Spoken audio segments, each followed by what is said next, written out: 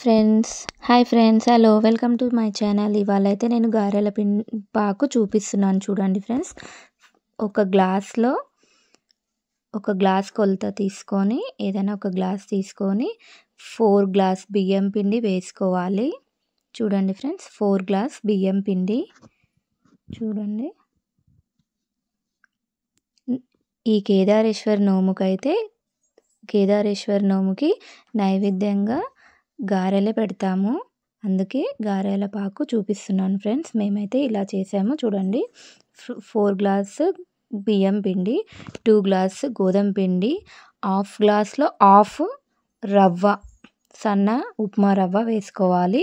చూడండి, 4 glass బెల్లంకి 2 glass water వేసి అలా పాకం ఒక్క ఉడకాలి.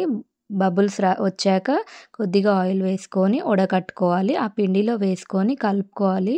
చూడండి ఫ్రెండ్స్, ఇలా వేసి కలుపుతూ ఉండాలి. కొద్దిగా ఆయిల్ కూడా వేసుకోవాలి. వేసి ఇలా అయితే మెత్తగా వస్తుంది గారెల పాకు. చూడండి, ఇలా ఒక గిన్నెలో అయితే పెట్టుకోవాలి. 1 మంత్ దాకా ఉంటుంది ఈ పాకు, గారెల పాకు. మీకు నచ్చినట్టయితే please subscribe to my channel friends. Bye bye.